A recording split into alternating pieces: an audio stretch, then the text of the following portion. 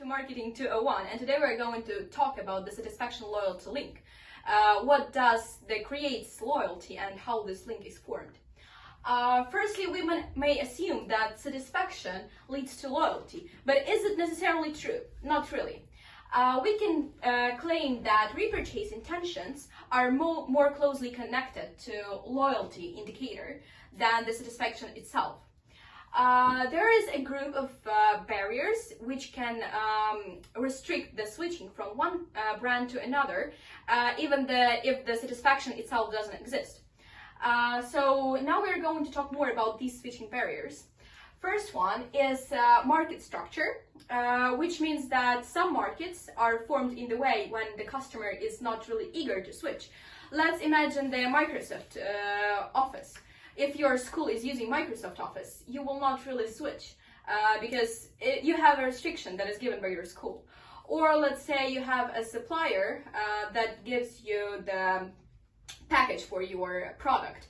You will not switch a supplier if you are not really actually satisfied because it's not really good for your business. It will be costly. The next barrier is legal contracts. Some companies use subscriptions or contracts that you sign for a period of time. So if during this period of time, let's say 12 months, you're not satisfied with the product, you will not actually switch and try to break up this contract because it's not the thing that really matters for you. So they restrict you from switching to another brand. And psychological inertia. This is the psychological factor, which means that you are doing the thing that you're doing because it's fine with you.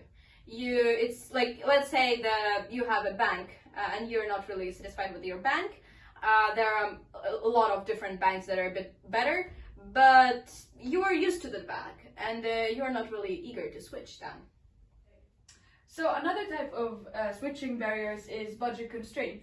And that is when a customer prefers a certain company due to their better prices, for example, so it fits better in their budget. For example, the grocery store Lidl, they offer a lot better prices, and even though they don't have the most organized structure, they don't have the best layout or anything, but some customers still prefer them due to their low prices. So that could be a cause of loyalty. And another type of switching barrier could be social factors.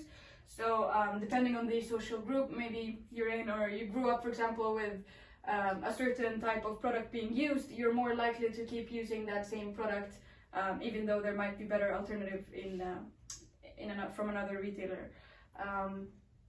And so that means that loyalty could be passed on through generations. Okay, and what about the loyalty programs, because it's not one of the arrows that you just explained? Yes, loyalty programs, their main task is to collect more data in order to have better understanding of customer behavior and to be able to provide better service. So in a sense, loyalty programs can be seen as a type of switching barriers. For example, a customer doesn't want to lose their points, so they might want to choose to stay to that company in order to use the future benefit that might come from the points they have gathered. Okay guys, now in conclusion we have 3 points to talk about. The first one is that there is not a perfect link amongst satisfaction and loyalty. The second one is that there are some factors that affect the loyalty but are not related to satisfaction. There are the switching barriers that my colleague Mariam just talked about a while ago. And the third one is that the loyalty programs do not necessarily affect or generate customer loyalty. Well, basically that's it, and I hope you like it, and see you then in the class.